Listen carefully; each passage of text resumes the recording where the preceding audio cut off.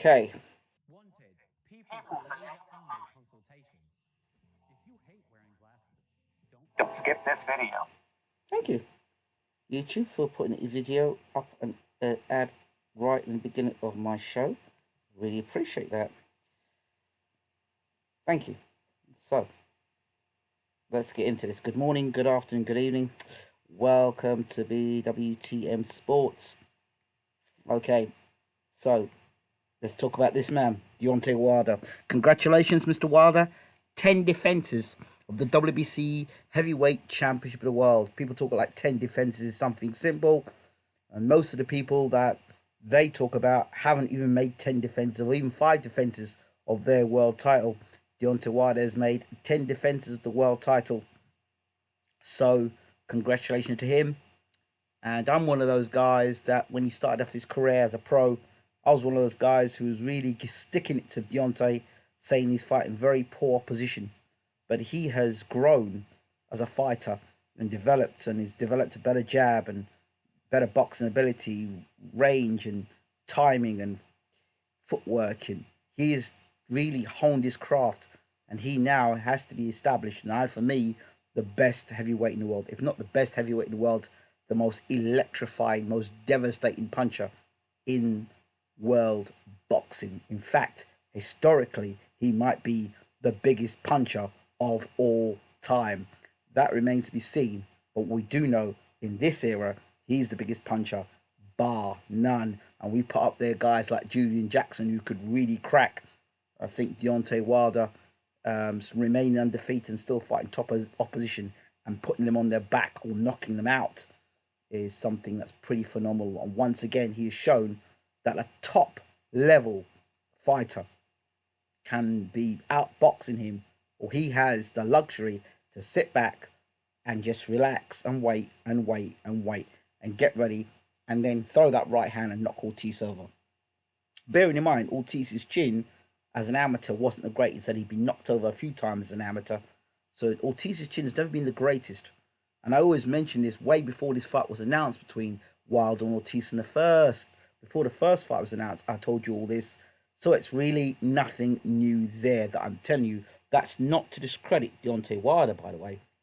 That's just to say, that's just to say that, Wilder has done the business and he's done it very effectively. So fair play to him. Fair play to him. Fair play.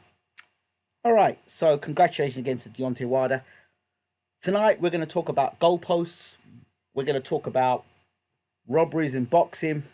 We're going to talk about racism in boxing. We're going to talk about biasness in boxing. We're going to talk about trolls in boxing. We are going to hit all the topics tonight. Yeah, we're going for it tonight. We really are going to go for it tonight in this show. Why not? Let's go for it tonight. This has to be the night that I go for it. So, but before I do that, very important notice for you all. So let me just stop a second to give this very important notice. To make sure you're notified when I post up a new video, and to make sure that they appear in your subscription list, click the bell. See the bell there? I always talk about that bell. But here's the bell there in the corner there. Make sure you click on that bell, and make sure when you click on the bell, you hit all notifications. Make sure you subscribe to BWTM and hit the notification bell. I have to say, and I have to report that a lot of you are hitting that subscription bell, and a lot of you are smashing the bell now, the actual all notifications, which is good. That means when you hit the all notification bell, you don't miss out on a live show. You get videos sent to your inbox, so you don't have to be scrambling around. For those of you who are on Twitter, get across to YouTube and watch it, and subscribe to us on YouTube via YouTube. Hit the subscribe button there. For those of you watching us on Twitch, don't worry, we'll be doing some gaming footage for you. For you watching on Facebook, well, just leave your comments in the comment section. I'll get back to you on that as well. So eventually we will be doing these shows via BWTM Online, our own station page. So we're looking for those days too as well. So tonight I'm going to go for this because it's not so much a big schedule. I did something like this last year. It's always around this time of the year. I seem to do these war cries, but this one is really going out to all of the boxing community around the world, the YouTubers, the people that do the hard work and often don't get credit for it, while there are others that sit behind keyboards and are ready to put insults out. This is the topic. The topic is when enough is enough. Well, the wrestler Owen Hart once said, when enough is enough, there needs to be a change. That's the wrestler. R.I.P. Rest in peace, Owen Hart. When enough is enough in boxing. Let's get into this because it's a tough subject, but it's a subject I'm willing to tackle tonight. I'm going to lay it on the line and we're going to get into it.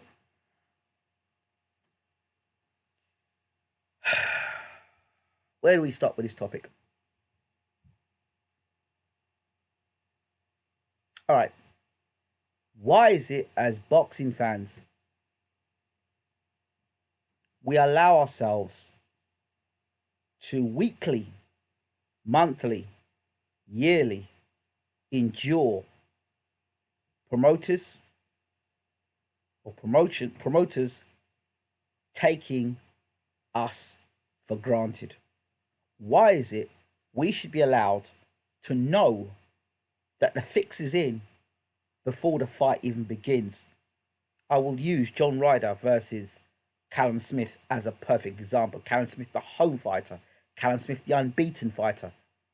Callum Smith, the fighter that everyone knows has got a fight coming up afterwards, possibly in a big money spinner against Canelo or Billy Joe Saunders or Danny Jacobs or Julio Cesar Chavez Jr., whoever. Just because there are plans ahead in the future, does that mean that the guy that he fights, who puts all the effort into camp to fight well, to box well, to make sure it makes an entertaining fight, should be robbed because of other plans? Why should we have to watch boxing week in and week out and watch the guy that we've been tuning in to train, we've been tuning in to watch championing, watching them do well, training hard, to get robbed on the cards? Not even if it's close. It's daylight robbery. But yet, what do? We have a little moan on Twitter, a little moan on Facebook, and then the show goes on. The promoters continue to put on this kind of garbage, this kind of robbery, this kind of corruption. But we, as some journalists, go along with it. And boxing fans shell out good money, pay-per-views, paper corruption. That's what it is. Paper corruption, paper robbery. When you know the fix is in, when you know you're not going to get value for money. Can you ask for a refund? No, sir. No, ma'am. And where do you complain to? Whom do you complain to? Why are complaints not made? People need to start voting, indeed, with their wallets and say, no, I'm fed up of watching your fights. I'm fed up of watching your fights. I'm fed up of watching you being corrupt. I'm not paying for any of your pay-per-views no more. I'm going to stream this. I'm going to vote with my laptop. I'm going to stream this. Or I'm not paying to watch it. I'm going to go down to the pub and watch it. Or you know what? I'm not watching this at all. I'm going to watch replays on YouTube afterwards. I'm not paying you $24.99. I'm not paying you $19.99 to watch robberies. I'm not doing that. Why didn't you start sending complaints to Sky Sports, or sending complaints into DAZN, or sending complaints into PBC, or sending complaints into Top Rank, or sending complaints into Golden Boy Promotions, or sending complaints into Sauerland? I'm just saying, I'm not picking one particular promoter. I'm just saying it the whole around the world. Why don't we start to highlight these judges, get their names and shame them over the internet? Why do we start to say, you know what, as long as these judges are going to be at a fight, I'm not turning up. I'm not reporting on this fight. I'm not paying for this money. And I want to know who the judges are before the fight's announced, or when the fight's announced. I want to know who the judges are on the day. Why are these judges not allowed to be brought into account, held to account? Why are these judges, why can't they be interviewed? Why are they above the law? What makes them above the law? Why is it YouTubers do not question and grab these judges and get hold of them and ask them, well, why did you make that decision? How did these judges become judges in the first place? What is the procedure? Who is it that anoints these people to be judges? Why is it, if it's the British Boxing Board of Control or the USA Boxing Board of Control, whatever it may be? I'm not singling out one body. I'm just all collectively, everyone, all in one boat, right? So nobody can say, you personalise, you pick me. No, I'm just saying, generally. This is to generally. Every board, every organisation, every governing body. Why can't we go to you and ask you the questions? Why? Why is it acceptable? Why is it a promoter can get away with it? Why is it that we know that if John Ryder were to try and appeal that situation with Callum Smith, he's not going to be listened to because he hasn't got the backing? Explain this to me. Why is this the case?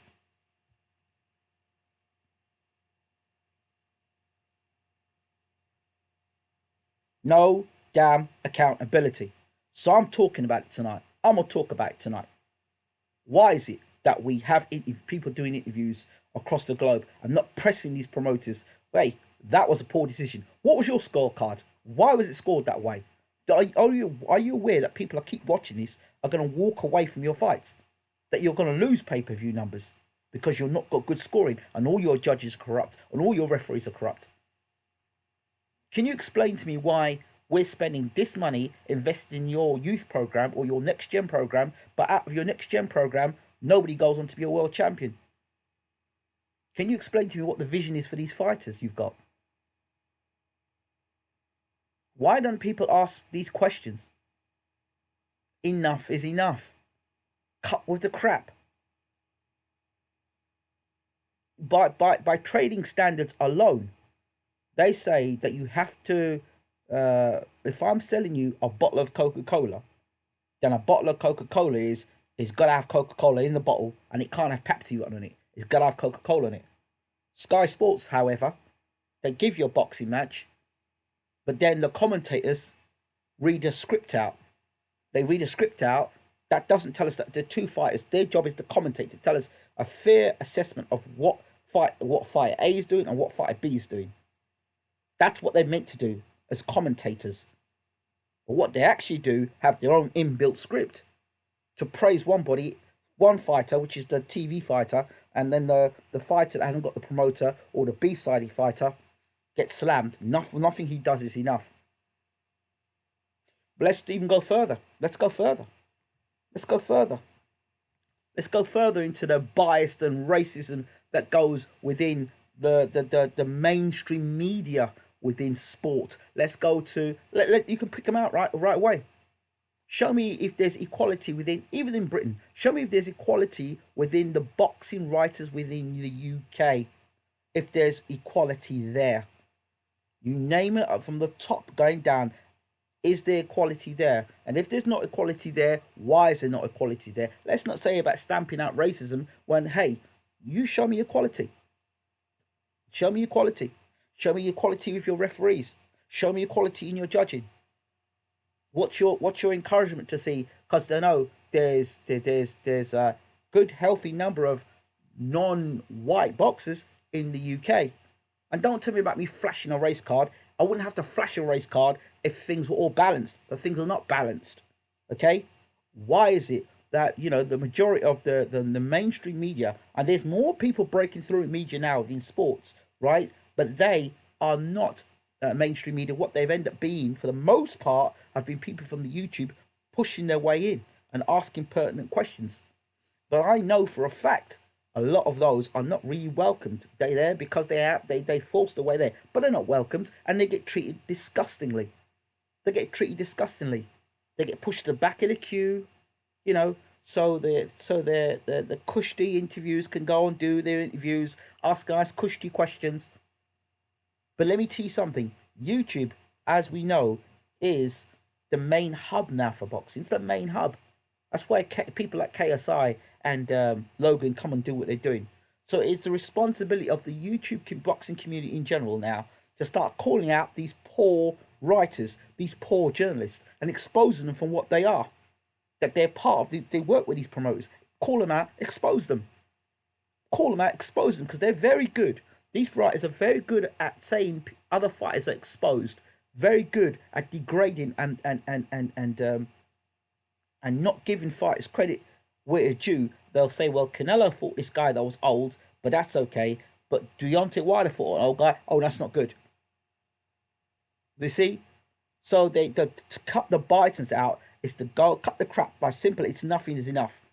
The media needs to be completely just clean the swamp out, right? Of these media people out there constantly spinning the situation. These people need to be either highlighted or ignored. For me, I think we need to start, the YouTube community needs to stop focusing on the people that are haters, people that are goalposts, who calls the goalposts. So one week they'll say to you, oh, you can't beat that guy. He beats that guy and he says, oh, well, that guy wasn't good enough, so you got to fight this guy. So it's a never-ending battle with these people. These people need to be put to one side. The YouTube community needs to stop, to ignore these people. These are what I call distractions, trolls, right? A lot of these people, these trolls lack intellect. Push them to one side, ignore them, and stay focused on what we need to be talking about, reporting about sports in a non-biased fashion. And then the pundits will turn and say, you know what? These guys are talking sense. They're not talking about just race, but they're talking about equality. Two fighters are getting in the ring, and we're seeing it in a non-biased fashion. You want to talk about and slate people like the LDBC, but at the end of the day, the reason why the LDBC are doing what they're doing is because there's been no equality. So they're going and doing their own thing. And kudos to them for what they're doing. Round of applause. Keep going. Keep going. Because these people are doing what they need to do because they're not seeing balance. And they're trying to readdress the balance.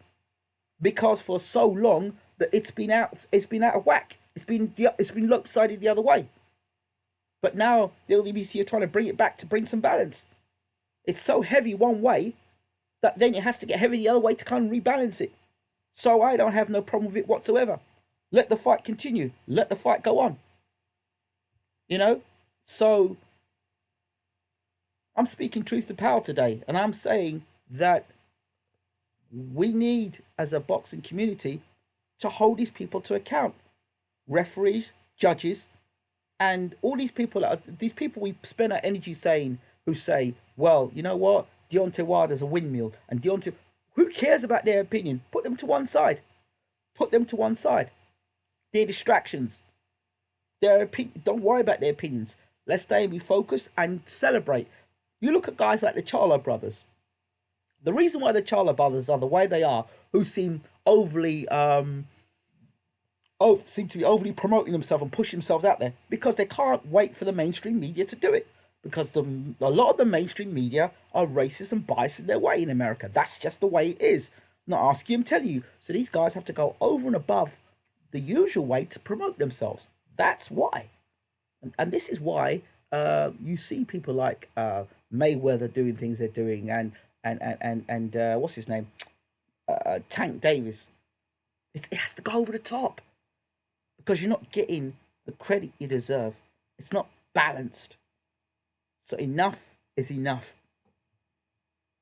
Let us use 2020 to be the year where we say enough is enough. We don't care what you say, because we know that you do not look at things in a balanced fashion. We don't care what you say because we found you to be a snake and a liar each and every time. We don't care what you say because what you say doesn't line up to what the truth is, and you've been found out over and over and over again to just say things for the sake of it, rather than actually be a person that we can trust with substance. So let's move away from the BS. Let's move away from all the hypocritical stuff. Let's move away from the goalposts, changing the goalposts every day. And let's go back to just pure talking about the sport as it is. Let's get away from the racist talk as well. And we can just detox and get all that crap to one side and look at it as straight as it is. Two guys getting in the ring and fighting. And look at it as that. And be honest with fans and say, you know what? Listen, this guy is a better boxer than this guy. But to be honest, If it doesn't go on points, if it doesn't go to points, he's not going to win the fight. Why should it be that way? Why should we set our standards? Like, why should that be allowed? Why should it be allowed that KSI and Logan should be able to come and box and make much more money than guys who've got Olympic gold medalists or who've had decorated amateur careers? Why is it that those guys are able to do it? Why is it now Robbie Williams is talking about fighting Liam Gallagher and going to Eddie Hearn? Why is that acceptable? Enough is enough. The world of boxing has become a laughing stock. Unacceptable. We need to set some standards. The standards need to change. It's time.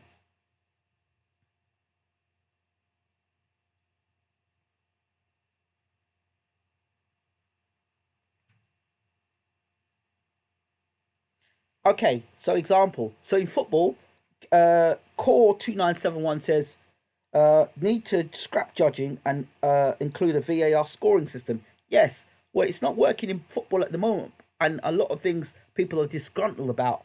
But it's bringing a certain set of accountability. I think VAR may be successful in 3, 4, 5 years from now. We might not get it right now. I think this system is going to take time. I know a lot of decisions have not worked out right now. I think we need to have something for boxing as well. Remove the judging.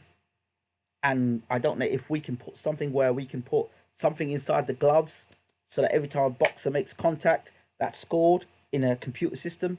So we know when punches are actually landed by sensors, that when these boxers land punches on the face or to the body, if they actually land on the face or the body, the computer can score it based on whether they actually hit the body or they don't hit the body. Do you know what I mean?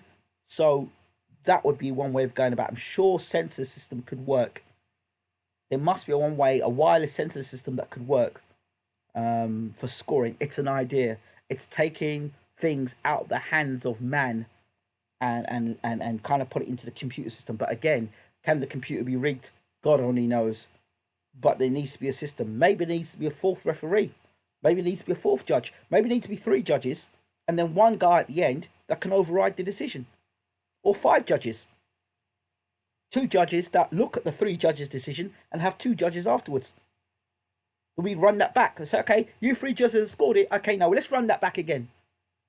Let's run that back again. So with that situation with Smith and Ryder, let's run that back again.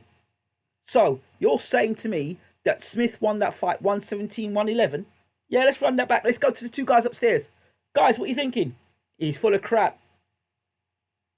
He's full of crap. This is the reason why. Bam, overturn the decision right there and then. Overturn the decision right there and then. Independent. Not that and Hearn or whoever the promoter is tonight doesn't know who the 2 guys are behind the window. They don't know who they are. Right? The window's blacked out. They don't know who that person is inside the box. They do not know who. They never know who's inside that box. So it's independent. So there's no connection between the actual the promoter and the guy behind the VAR box. Do you understand? That's a way of dealing with that. So we don't have judges and the promoter being in the same hotel at the same night. We don't have that cozy relationship. So regardless of what the 3 judges say, they've got the 2 people up there saying, you know what? They're the ultimate judges. Let's run that back. I'm sorry, I'm not having that. Do you know what I mean? So that would make things accountable. Kenny Gavin says, so much truth being spoken here, Ingram. At the end of the day, it all comes down to money and the best interests at the promoter and the TV channel. That has to change because we've allowed that system to be in place. Realistically, there's nothing we can do. Well, when we say there's nothing we can do, that is the problem. That's because we've accepted it to be there's nothing that we can do. Then boycott the shows and don't pay the price, the pay-per-views, but you're still at the casual supporting it. The hardcores is the minority. No, but you see, if you start voting and start saying, you know what, we'll take it away, we'll take the money from you, the jokes, and we'll invest the money in people that are more interested and having better judging and better refereeing, then those particular promoters will say, all right, we're losing money now, and the promoters, let's say for example, Top Rank decides, you know what, we're gonna have proper referees and proper judges, and we're not gonna get any corruption happening. We're gonna try our best not to be as corrupt. They never even puts their money to their pay-per-view shows. The money goes So the casuals will carry on, and people just will not take it seriously because it's a bunch of casuals. So then you can go and pay $24.99 for Liam Gallagher and Robbie Williams to fight in a charity show, right? All in all, and let Eddie Hearn run that circus, and then we can look at other series promoters with serious fights. Oh, Eddie Hearn's the best promoter in the world. Okay, how many pay-per-view fighters has he got? Just saying. Anyway, let's move on. Let's get this. Let's highlight. Let's get the height a little bigger because I can read what you're saying. It's not a rant tonight. It's more the case of let's see what we can do. What can we do? What can we do? What can be said? I see Dennis backed off being deleted again tonight. See, people had enough. Once we understand that the hardcore fans are the minority and the casuals are the majority, then we will understand no amount of fussing will change anything. Well, that's the thing. You're under the impression that the casuals are the majority. Well, if the casuals are the majority, then in that case, Anthony Joshua should have sold out in America. That's not the case. The casuals are only effective in the UK. They're not. The casuals are not effective abroad. Anytime a casuals have to go, then they don't have a real fan base. That's why Ricky Hatton and guys like Ricky Hatton and Frank Bruno had real supporters, not Instagram supporters or Twitter followers or dart supporters. Real boxing supporters. They're the ones that went out and travelled around the world. You'll find it's the hardcores that support fighters on the road, not the casuals. The casuals turn up to the events like Anthony Joshua. Remember this. Always remember this. Don't be fooled into that, my friend.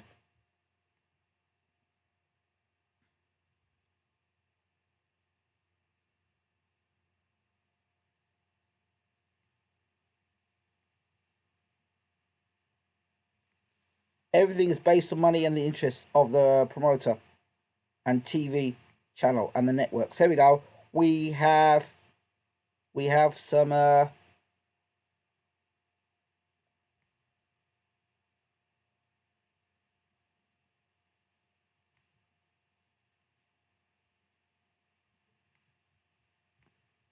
we just put that channel on report. We just reported the channels all.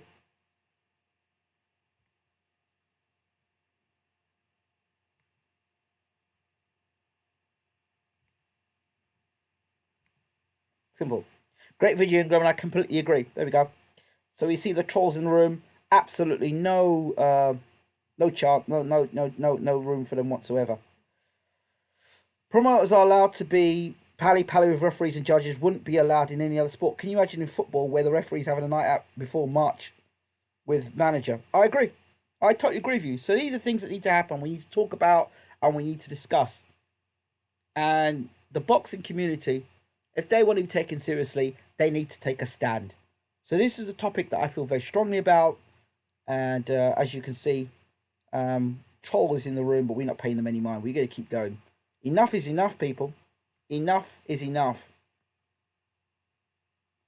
And if we don't think about changes, if we don't think about wanting to make a change, we don't have a vision for change, then we're not going to make that change. Do you understand? It has to happen. And it will happen. I believe it will. Because there's only so much people will take. And people will blow their top. Do you understand? People blow their top. At one point, Frank Warren was putting on great shows. You know, Frank Warren was putting great shows on with Prince Azim Hamid. And he had all them other shows that going on. The Full Monty. Remember the Full Monty had Calzaki and all them fighters that Frank Warren used to put on them big shows on Sky Sports. You know what I mean? And Frank Malone. You remember them shows? And then Frank lost the contract. Right? So Frank was on Sky. He was always on Sky. And then you saw what happened. So yeah, I get what he's saying. There's not enough hurt to hardcores are a dwindling minority. No, they're not. I disbelieve that. I really don't believe that. You believe that because you're only in the UK. You're in the UK, and UK is a small place. UK is a small place, right? Because you think there's room for casuals. You think it's casuals that are in boxing in America. You think about all the sports they've got in America. All right? Think about all the sports they've got in America and look how big America is. All right? So, boxing's still going there. It's not the number one sport either. So, casuals are fickle. And I guarantee you, if Joshua gets beat again, you watch how that casual market changes. The casuals are fickle. And because the casuals are fickle, right, they want to jump on the latest fashion. If Joshua were to get knocked out again by Andy Ruiz, what will happen? Remember the time where you had Mayweather and Pacquiao, and we had the Mayweather and Pacquiao channels, and then Pacquiao got beaten, all those channels packed up? A lot of these casuals are really there for a night out. They're half drunk before the fight's on, and they've been invited by friends, or it's a corporate event, or it's a night out, and they don't really watch tarts, but they're just going out for a night out. Do you know what I mean?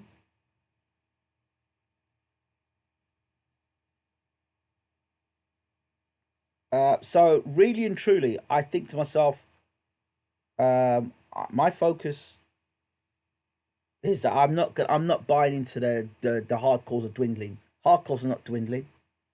The hardcores are not dwindling. You've still got the same set of people within Sky doing the same old things, and they're getting away with it. So I don't think the hardcores are dwindling. I think that's what they'd want you to believe. That's the mindset. Because if you say, oh well, the hardcores are dwindling, then that way your mindset is, oh, okay, then we don't have a voice no more. The voice goes to the casual. Then you give up your right to be for standards. It's like saying, oh well, old fashion is dwindling. New fashion is no. Because you notice with every new fashion, eventually we always go back to the old school. We always go back to the old school. The casual economy will fluctuate, and it won't stay, because hardcores are committed. The casual market will go up and down, and if Joshua gets beat again, the casual market would get hit yet again.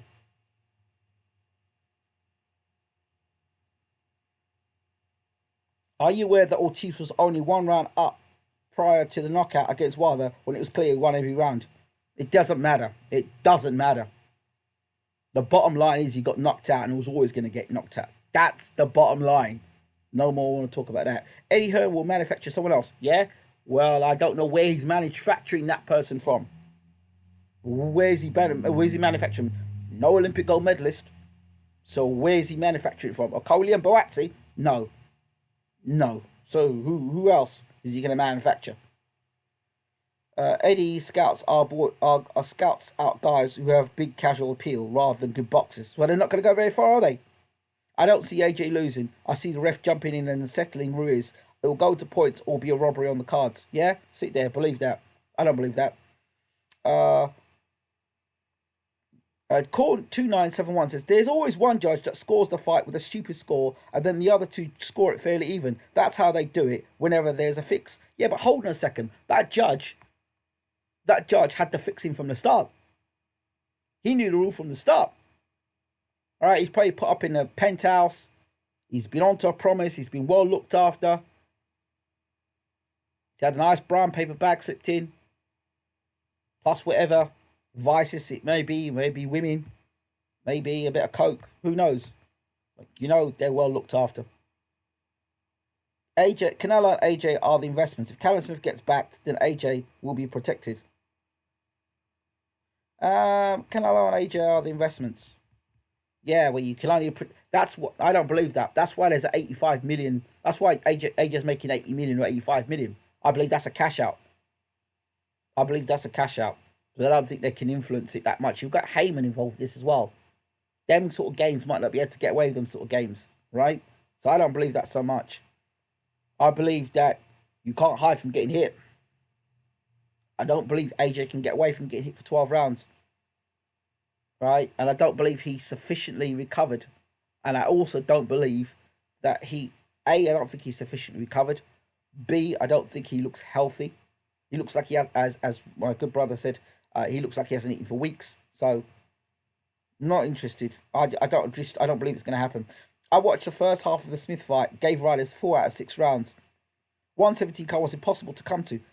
Well, that just shows you. It's a laugh. They're showing you what they can do. They're laughing in your face. They're laughing in your face. That's what they're doing. So to me, they're laughing in your face. They're telling you that we can do what we want, when we like, how we feel, and you're going to pay for it. Dave Allen's a good example of Eddie pandering to casuals. Yeah, but really? I mean, how much influence do those casuals have on YouTube? I don't know. But I just think that the voice of reason or the voice of the boxing communities need to stamp out this nonsense. And they can. Eddie and DAZN have made sure the judges are on side. Goals, points, and AJ gets the win. Robbery as usual.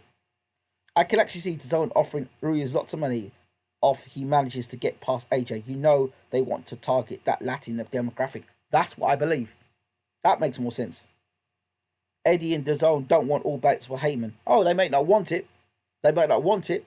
But if they didn't want it, they shouldn't have fought Ruiz in the first place. So it's their own downfall. It's a bit of a silly thing to say. It don't make sense. That statement does not make any sense. If you don't want Al Heyman to have the belts, why would you stupidly go and sign Ruiz for the fight? Stupid thing to do. That's a stupid thing to do. Why would you go to the enemy and get the enemy in to beat one of your invested fighters? Doesn't make any sense. Why didn't they go with Michael Hunter? Why did they pick Michael Hunter? Michael Hunter's part of Matchroom now, isn't he? Why couldn't they go with Michael Hunter? Why did they pick Andy Ruiz? Because they thought they were smart. And they weren't smart. So not very clever. So, I don't believe that bit about the Al Heyman thing because it doesn't logically make sense. What about having live scoring viewable to everyone during the fight? Then boxers will know exactly what they need to do to score. Yeah, that would be good. That would be good. I think they did that once, actually. They did that with Canelo versus Trout. That worked out quite well. Yeah, but yeah, there's nothing wrong with Dave Allen. Dave Allen's making his money. He's doing what he's got to do. Yeah, okay, but try and take that Dave Allen show abroad. Tell me how many tickets that sells.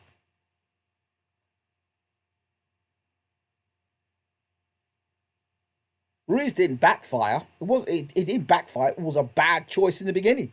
It was poor matchmaking, which has been symptomatic of the matchroom for a long time now. They don't know how to match their fighters. They don't know how to guide fighters' careers. AJ is not a. If they'll do AJ, look, the blueprint is if they'll do it with AJ, they'll do it with anybody. They'll do it with AJ. They'll do it with anybody. See, you're talking about Dave Allen, but Dave Allen, with all due respect, he's not British. He's not British level, is he? So I don't know what you're talking about Dave Allen for. You're talking about Dave Allen because you see Dave Allen as something to talk about like that. I don't. Dave Allen is good within his own right, but he's not on world level. Do you know what I mean? He's not on world level. So I don't know why you're bringing Dave Allen into the conversation. I don't even know why Dave Allen come into the conversation. That's sort of like a casual comment you've made there. Let's go back to this Ruiz thing. The Ruiz plan didn't backfire. They were arrogant. They were arrogant. They looked at Ruiz and said, "Oh, who's this tubby old fat guy? Let's pick him. Let's pick him." But if they were boxing people, not accountants, if they were boxing people who knew boxing, who understood boxing, would have just had to ask around and say, you know what do you think of Andy Ruiz? Hey, don't take Andy Ruiz. He'll knock AJ out. He's all wrong for AJ. They would have better off taking a chance with Michael Hunter. No, that's my point. His value is mostly because of casuals. He's not well level, but he's on pay-per-view. Yeah, but he's not on pay-per-view by himself. So it doesn't make any sense. Hamza's deleted him as well. It doesn't make any sense. Allen's pay-per-view. Can Allen do a pay-per-view by himself? Could Dave Allen do a pay-per-view by himself? He can't do a pay-per-view by himself. So you're telling me the casuals will pay for Dave Allen as a main event?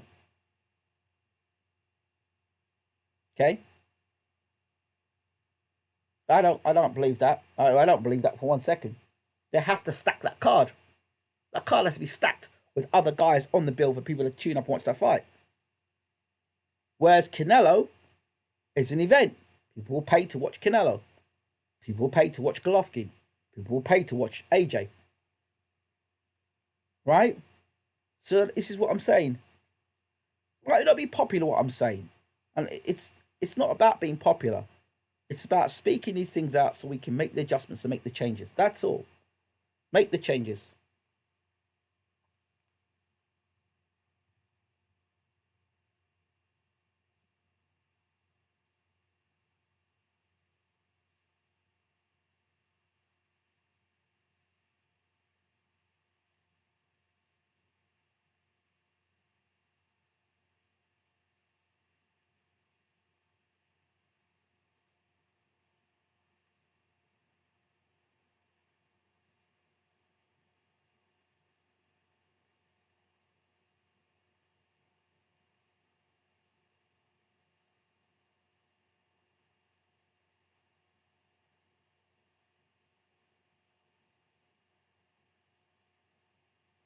See the scene here?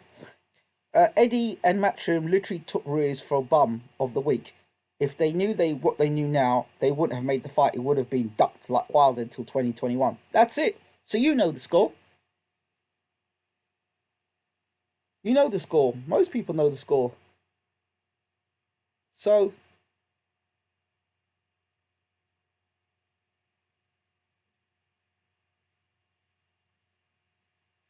I don't know. All I'm saying is that, um, like I said at the beginning of this, enough is enough. YouTube community, do what you're doing. Pay no attention to the comments of those who we know that have a racist tendency, a biased tendency. Pay no attention to them. Let us focus on making this sport great again. And the way we make the sport great is by focusing on to ignore the distractions, like this evening, ignore the distractions, and focus on a clear message for what we want for our great sport. That we can talk and give people the credit that they deserve. Right? 10 defenses of the WBC title. Great. Congratulations. We look forward to the fight between you and Tyson Fury. Good. Fury, they say Fury's the best in the world. I hope people say he's the best in the world. He's the best thing since sliced bread. Great. So, should Wilder win their fight, then you know what? Wilder beat the best guy in the division. And if Fury beats Wilder, then Fury beat the biggest punch in heavyweight history. That's how it should be. That's how we should see it. That's how we should view it. Do you understand? So Fury gets his full credit. Wilder gets his full credit. Not this, oh, well, you know what? Wilder's garbage anyway. And the people that say that, look at their fighters. How many of their fighters that they talk about have made 10 defenses of their title? How many of their fighters have knocked out all of their opponents? And you see all these people say, oh, Wilder's garbage. Well, who's your fighter then? Talk to us about your fight and what your fighter does. Oh, yeah, he's gone a point 3 times in the last 5 fights. Yeah, really exciting. The facts still remain the same. Eddie and DAZN don't want all those belts going to Heyman. And AJ's the investment, the same as Canelo. Well, sorry. They shouldn't have picked Andy Ruiz. Simple as that. And they've got a problem. Hence why the 85 million or 80 million. That's simple as that. I really can't say no more than that.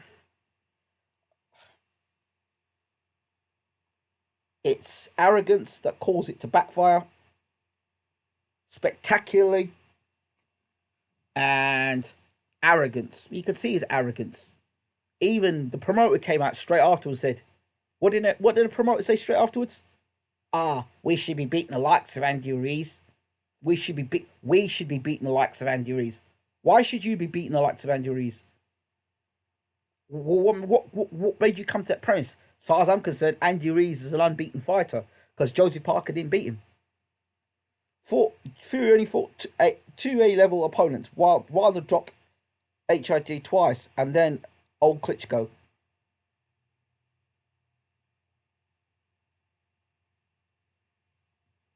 Okay, sure.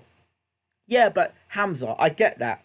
But if we're slating the two best heavyweights in the world, it leaves us with nothing else.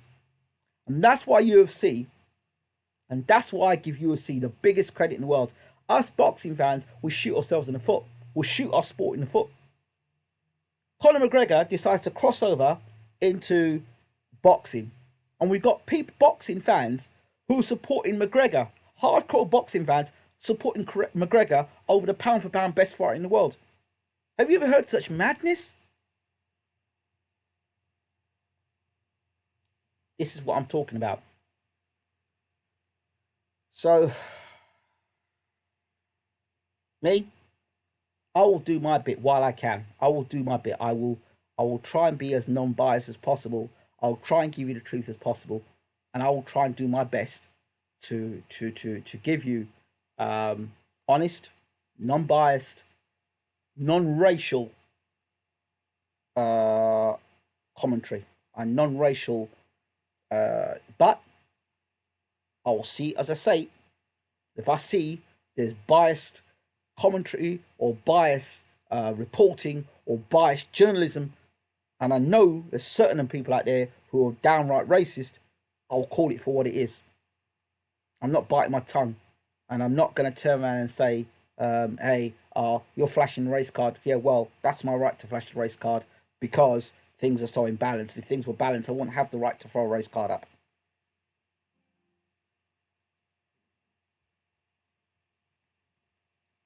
Yeah, it was disrespectfully said that at the end.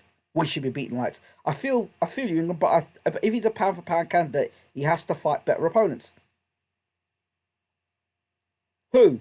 Fury or Wilder? Well, if Fury, I mean, with Fury, then I'm afraid to say that Fury supporters have just have taken things out of, it's because really, if you're really honest, in the history of heavyweight boxing, there's always been, and I'm not using the race card, I'm calling it as it is, there's always been a great white hope. Always been a great white hope. In fact, I was a big fan of Tommy Morrison. I loved Tommy Morrison.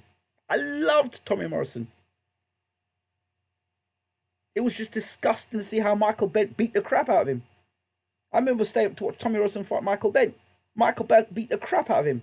I remember watching Tommy Morrison fight Ray Mercer, and Ray Mercer beating the crap out of Tommy Morrison. I remember that. Massive Tommy Morrison fan. I'd love to have seen Tommy Morrison into today's boxing. Love to have seen it.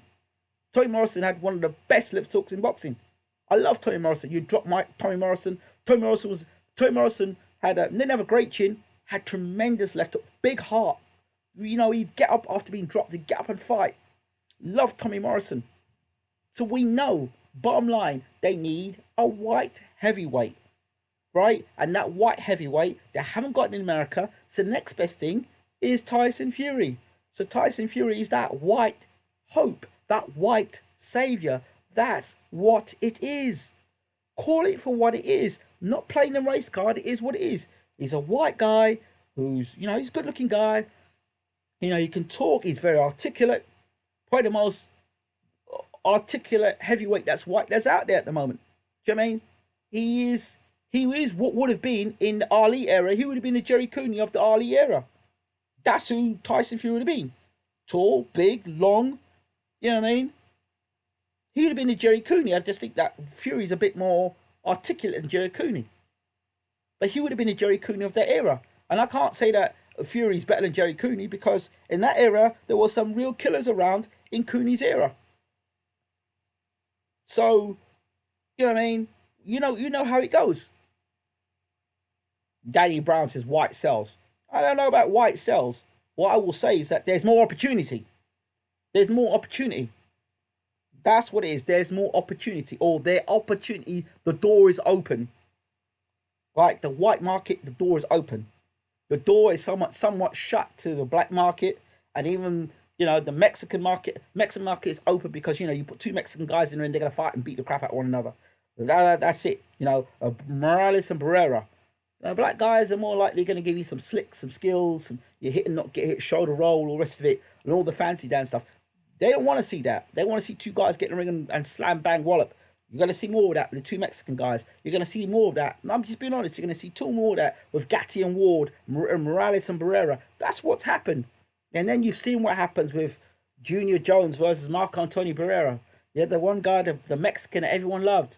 And then you had Junior Jones came along and messed him up. We don't want that. That's why we go into the Golovkin situation. We go into the situation with Lomachenko. We don't want Devin Haney exposing our savior, which is Lomachenko. We don't want that happening. So give Haney the WBC belt, and we'll give you a franchise belt so you can avoid your mandatories. Canelo, we don't want anybody who's going to give you shake and bake.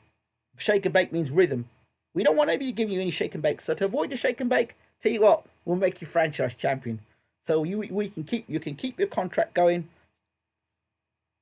We can keep the shake and bake. We keep you away from the shake and bake, the Charlo, the Andrade. We don't want any of that. We definitely don't want you around anywhere like that. That's where the garbage comes up. People say Canelo's improved. How can you improve if you've never faced anyone like Mayweather to see if you have made those improvements? So he's not improved. He's not improved because he hasn't fought anyone to show that he's improved. How can you make it improve? How can you say you're an improved fighter if you've never fought another guy who's mobile like Mayweather or has the intellect to Mayweather? You haven't. You've just done exactly what Mayweather does, is fight guys who are plodders. Just call it for what it is. Mayweather fought the same type of guy over and over and over again. Money Mayweather. Flat-footed guys that he can move, who moved in straight lines that he can move to the side with. Not too many of them had good fast hands. Not too many of them were too bright. And all of them were all angry to try and knock Mayweather out. So Mayweather would take the best of them, the energy, all the energy to try and knock him out. Counter, sliff, move, make him miss, make him pay. Count them the straight right hand, and for all the guys that fought Mayweather, none of them can get out of the way of the straight right hand. None of them. So this is what I'm talking about. They don't want we don't want none of that. This is what it is about. That's all it is. Can this pro-white stuff ever change? Do you think, Grum? Yeah, the only way it stops is like how they handled it in the olden days. The black guys went in there, handled the business, knocked the white guys out. That was the way that it was handled back then. I'm just talking stuff that was historical. That's the way it was. You remember one of the most iconic fights was Jerry Cooney and Larry Holmes. Another iconic fight was Alan Minter and Marvin Hagler. And Alan Minter was quoted in saying, "I will never let never let a black guy. Never get a black guy."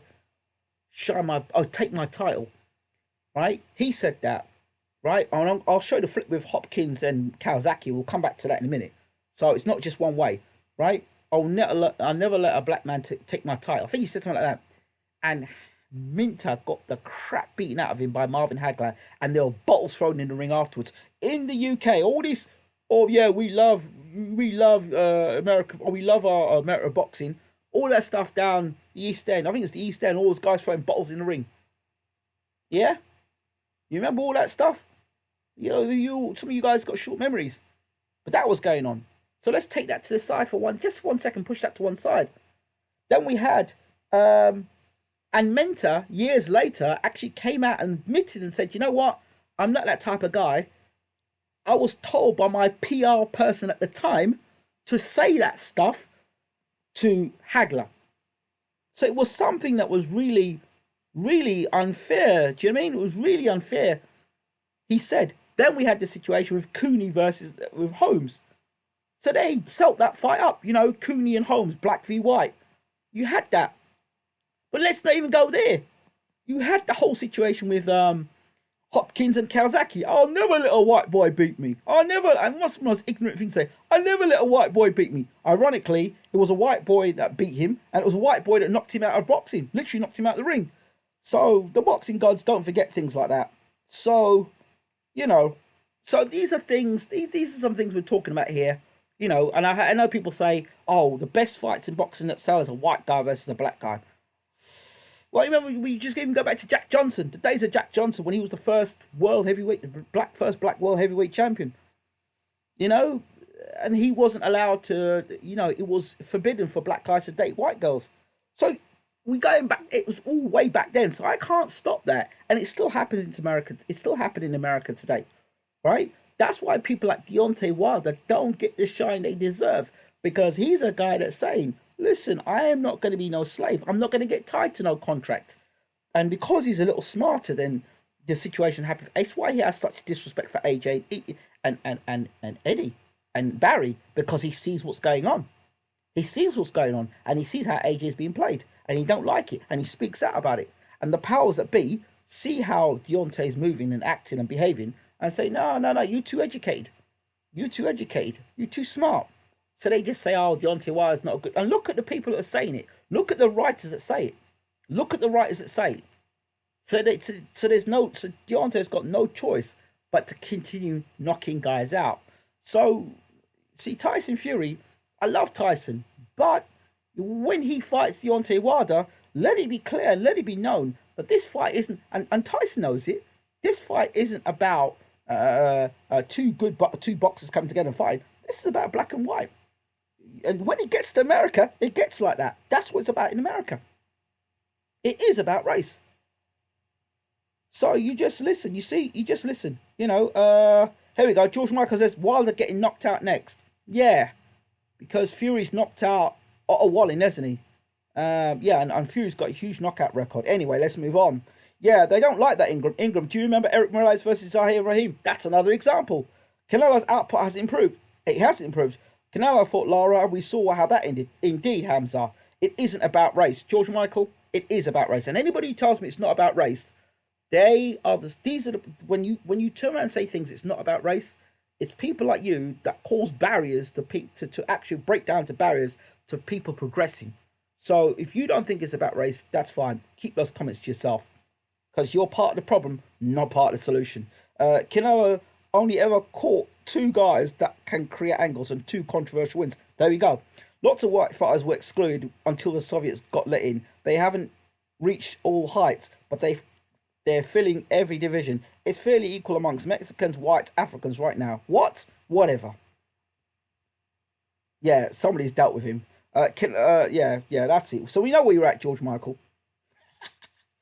People need to accept that this era of heavyweights is very weak. They would all lose to the champs of the 80s and 90s and even further back, if you want to go that far back. Well, I don't know about that. I can't really say I don't know about that. I don't know. Sometimes we mystify and make guys greater than they actually are. Right? So, remember, Evander Holyfield got beat by John Ruiz. Alright? John Ruiz got knocked out in a round by David Tua. David Tua got totally outboxed by Lennox Lewis. Lennox Lewis got knocked out by Hasim Rahman. Hasim Rahman got knocked out by Maskayev. I mean, I don't know. I can't really say that about the olden days anymore. I used to say that, but I'm not so sure anymore. I would give Wilder a puncher's chance against some of the greats. Yeah, listen. He would have knocked out, I think he would have knocked out Norton. He'd probably knocked out Fraser. The only guy I think that would have given Wilder hell would have been George Foreman. Because I think George Foreman would have caught Wilder. I'd give Foreman a good chance. Love to see Liston versus Wilder. These guys are lighter now, These guys are lighter heavyweights. They're not as big and fat and overweight. These guys are lighter heavyweights. Smaller heavyweights. So it'd be interesting. Can you imagine Marciano versus Wilder? Yeah, new champion Hagler ran out covering up. Sometimes promoters push the narrative to the fighters because they know hype sells. I was just about to mention B-Hop versus Kawasaki, yeah. Thought Corey Holmes was scripted. Okay. George Michael, are you denying that race plays a factor in boxing? Yep. Who was Fury knocked out? Exactly. Bob Arum has waited years for a white heavyweight. Nationality not important. Yeah, that's one. Yeah. There you go, Adam. There you go. But listen, I will tell you this much. Bob Arum looked me in the eye and told me Dillian White needs to leave Matchroom and join me at Top Rank. I got that interview. And I asked Bob right there, what's going on with Dillian White? What do you think? And he told us as he saw it. So, George Michael, you're about to get blocked, bro. Stop downplaying racism in boxing. Yeah, but the George Michael is symptomatic. He's what they call one of the problems. He's one of the problems. No, don't block him. Don't block him. Don't block him. Let him keep talking, because then we can educate this guy rather than him carry on talking in nonsense. Tyson would get on the inside and stop Wilder. Really, would he? Would he? Okay, I remember Tyson fighting Bone Crusher Smith, and Bone Crusher Smith wobbling Tyson. I remember Buster Douglas knocked out Mike Tyson. I know Lennox Lewis knocked out Mike Tyson. Right? I know Evander Holyfield, a cruiserweight moving up to heavyweight, punched up Mike Tyson. Right? So I'm not sure about all this. Razor Ruddock, a one-handed Razor Ruddock, was hurting Mike Tyson and giving Mike problems. Imagine a Deontay Wilder and Mike ran into a right hand or an uppercut by Lennox Lewis in the first round. I mean, Mike getting hit by Deontay Wilder. I would love to see how that happens. That'd be a great fight. Do you think Larry Holmes would have jabbed Wilder to death? Yeah, Larry Holmes would have beaten Wilder. He had the chin, he had the power, he had the boxing ability, he had the jab. I think Larry Holmes would have knocked Wilder. He would have beaten Wilder. Larry Holmes is a class athlete. The jab, good boxing ability. That's a different class. But Larry Holmes was now knocked down by Ernie Shavers now. Holmes was knocked down by Ernie Shavers by a thunderous punch. And Shavers was at that time considered one of the most biggest punches in heavyweight boxing. Shavers and Foreman. Don't know which one was bigger. So, yeah. I think Larry had too much for Wilder, but obviously the punch is chance. But Larry took that bomb from Shavers here. Tyson wouldn't get inside of Lennox. Wilder would have stopped him. There we go. We don't know, but it would have been a great fight. It would have been a great fight. Like, okay, here's another situation. Let him talk about this. We had the Marciano story, the Rocky Marciano story. Marciano's 49-0. They did all they could to stop Tyson getting to 49-0. Will Wilder be able to get to 49-0? Look what they did to Larry Holmes. He was getting close to 49-0. And then it messed Larry Holmes up on points.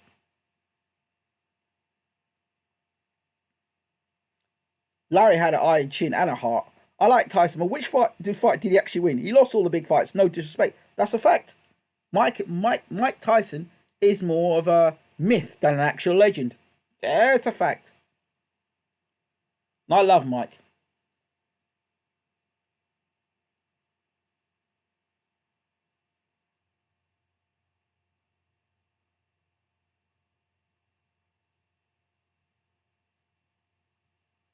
So listen, all I'm trying to do is open the debate up, open the conversation up and discussions up so that we can move forward as a group of people that listen to BWTN Sports and just be honest and open. It might not be what people want to hear, but it's the truth.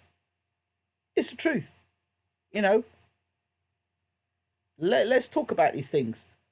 It does sell. Fury Wilder will sell. And I guarantee you, when the fight happens in America again, you will hear there will be more racial tension. Wait and see. Lennox. Well, I don't know about Lennox. First of all, which Lennox Lewis is going to turn up to fight him? And Lennox was getting out jabbed by Frank Bruno.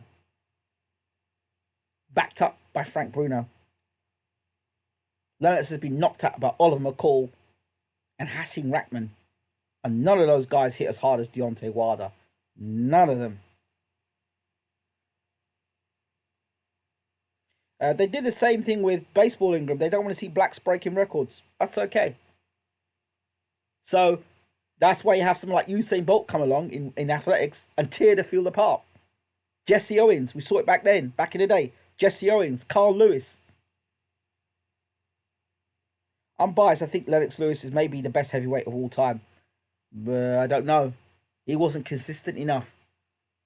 Why I say that is Lennox could have been an unbeaten heavyweight champion. But the two fights against Hasim Rahman, knockouts against Hasim Rahman and Oliver McCall, will always put a question mark over Lennox Lewis's ability to stay focused in his career. So I'm not sure. If Hasim Rahman can knock him out, if Oliver McCall can knock him out, then I'm putting my bottom dollar that Shannon Briggs has been running around the ring. And don't tell me Shannon Briggs hits harder than Deontay Wilder, because he don't. So Wilder and Lennox Lewis, in his prime, he did avenge them. Yeah, he avenged them, but he shouldn't have got beaten by them in the first place. He shouldn't have got beaten by them in the first place. Would Ali have got beaten by Hasim Rahman? Listen, Frank Bruno beat Oliver McCall. Franklin Roy Bruno beat Oliver McCall first time round. Now Lewis, what? Well, I don't know. I don't know. Because Lennox never fought Chris Bird.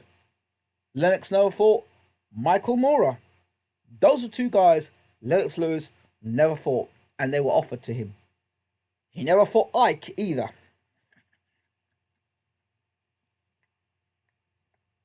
So those three guys that Lennox Lewis never fought. He never fought Ike, he never fought Chris Bird, he never fought Michael Moorer. So, those are three guys he never fought. We know you like to crystallise into Lennox Lewis all this stuff. He never fought those three guys. Yeah, Lennox didn't want any of them guys around him. Yeah? Just remember those things. Remember those things. Yeah? I don't worry about Lennox because the jab is the best punch box and he had a solid jab. Yeah, he did have a solid jab. But Bruno out-jabbed him. Frank Bruno out-jabbed Lennox Lewis. Frank Bruno out-jabbed Lennox Lewis. Look how slow Frank Bruno's jab is. Franklin Roy Bruno out-jabbed Lennox Lewis.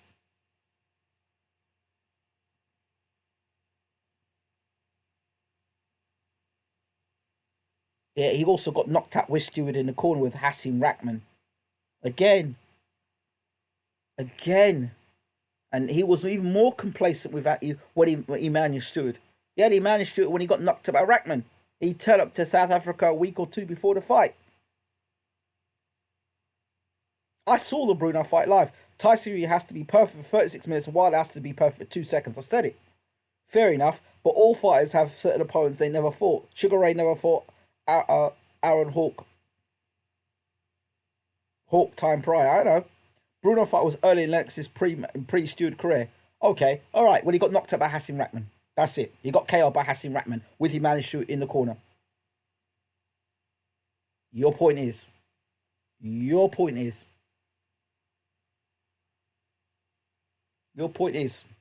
struggled with Zelko Mavrovic.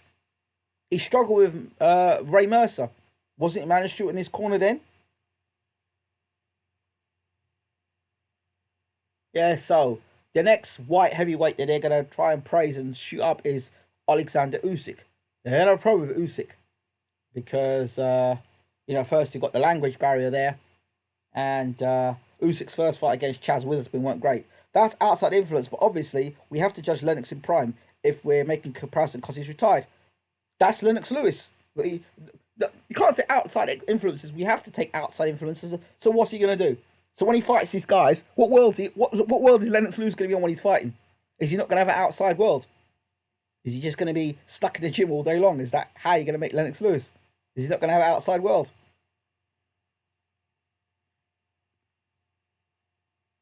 Never mind Otto Warren landing on Fury. What about Safa Seferi landing on Fury? Shit got so bad, Frank had to stop it. That's what I'm saying to you. Being from the Caribbean, I'm a little biased towards Lennox as well. Yeah, I get that. But I was one of these who was just behind all the legends and this legend did this and that guy did that. And then you go back and look at the careers and think, really? I want you all to go back and watch Anthony Joshua. A slimmed down Anthony Joshua for all you guys that believe that losing weight makes you a better boxer. Go back and look at Anthony Joshua. Not bulky Anthony Joshua. Go and watch it when he's fighting Matt Legg. And watch the first minute of that fight. And you tell me where Joshua has changed in his boxing career, where he cannot avoid the left hook. How does Fury have to be perfect for 36 minutes? He only has to be perfect when Wilder looks for the finish.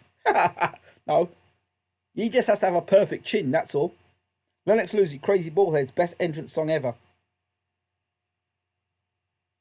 I don't know. I think Prince Nazim, Shelly Ann. Yeah, that was a bad entrance. Shelly Ann's pretty good. The Saint with George Groves was a great entrance. Original Nutter. Now with the second face, Robin Reed. Let Me Entertain You, Joe Kawasaki. You know, so there's some great tunes out there.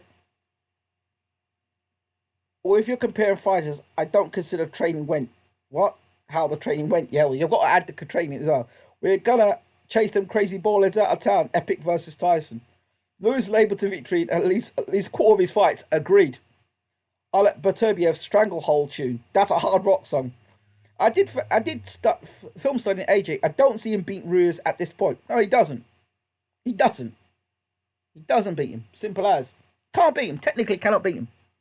I don't care what you train him at. Wilder's always looking for the finish. That's the problem. I can see Fury getting stopped this time round. Yeah, I can too. I can. I try to be honest, but I can.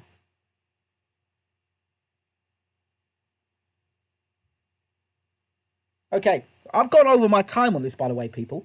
Is anyone else taking yoga classes now so we're flexible enough to bow to AJ on Saturday morning? On Sunday morning. You know, in it. You know, you know what? One of the funniest lines. I think I might have to add it to my YouTube entrance, my opening is where at the end, if you go back to the documentary where they showed AJ Ruiz, and at the end where they're about to announce the winner, the camera goes into the corner of AJ and he goes across to Rob McCracken and he says, "Got caught with too many hooks in it."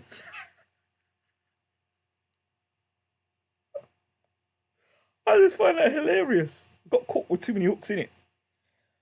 I think Wilder would land earlier because people forget Fury went down in 9. He did. It's probable it's a mid-round knockdown. The resistance may be less this time. I believe so. I believe Ruiz just, you know what? All Ruiz has to do is like with Callum Smith. All Ruiz has to do in first round is, you know what?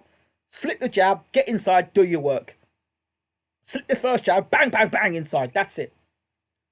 Slip the jab, inside, bang, bang, bang. That's it. That's it. That's all Ruiz has to do. Slip the jab, inside, bang, bang, bang. That is it. It's no science. Anthony Joshua and Callum Smith fight the same way. They cannot fight with their back against ropes. They cannot handle pressure. Callum Smith and Anthony Joshua fight the same. How do you feel about Wilder's hooks? They're like slaps to me. It's crazy how much his right hand makes up for all his flaws. That's not a slap. It's not a slap, you know. A hook's not a slap. You got to watch that hook carefully. That hook is a slashing punch, and that's the first thing. The second thing it does is that it catches you. The hand catches you round, blinds you sometimes to blind the right hand coming through. The other thing that hand does, it also pulls you onto the right hand. Watch it carefully again. That's the plan. Ruiz, question mark. I said Wilder could knock Fury down, not Ruiz, because 9 rounds isn't long. He lasted with Wilder. Yeah, instead of working on them as meaningful shots, he's just worked on them to hide his right. Yeah, that's it. He hides the right with the left hand. Wilder's got some old school stuff in there. Yeah, I told you all about Callum Smith. Listen, I want to put on Football Manager tonight for the first time because Kenny hasn't delivered FIFA 20, so we have to put on Ali versus Wilder. Ruiz needs to keep the right hand up. He has a tendency to drop it, work the body. Ingram, Ali versus Wilder. What happens? Man, Ali's what, 215? 6'7" versus 6'3", 6'4". Ali will slip and move. slip and move and make Deontay miss all night long. Deontay miss for them big shots all night long. I don't think Deontay catches Fury, Ali, because Ali's got extra speed. Wilder's advantage is speed, but it's speed v speed. And Ali's faster. He's got better footwork than Ali. Ali will slip and move, and Ali will mess with Wilder, man. Come on, man. Ali would miss. Oh my god. You all forget how real wild he made to miss, and if Fury's making him miss and outboxing like that, God only knows what Ali would do to him. I disagree. I think Wilder is quite technical. Yeah, he is quite technical to guys that are not as fast as Ali. Jeez, bring back Brondby. Now we've done.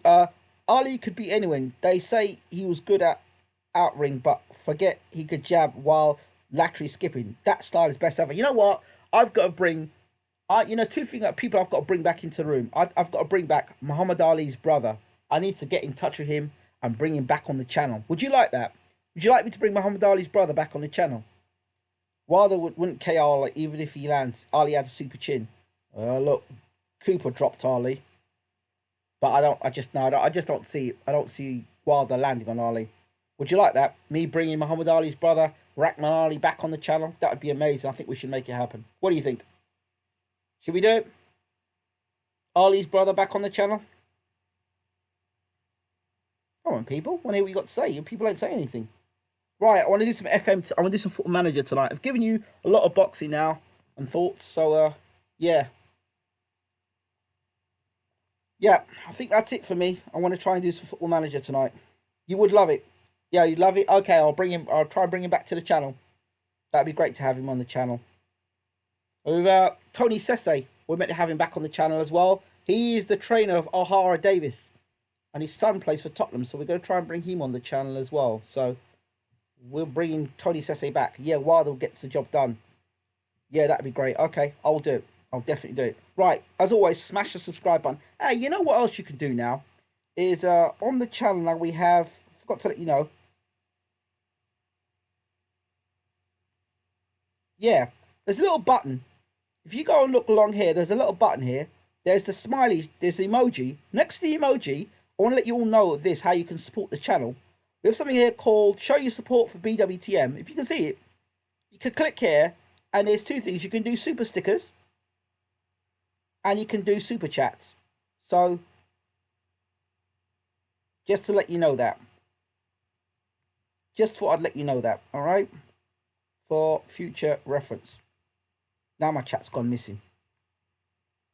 So check it out. Just go under where it says BWTN Sports here, where it says say something, and go underneath. You'll see there's the emoji, and there's the show your support to BWTM.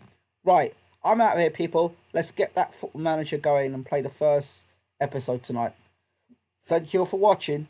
Really appreciate you as always. This has been BWTM. Enough, truly, is enough. Thanks for watching.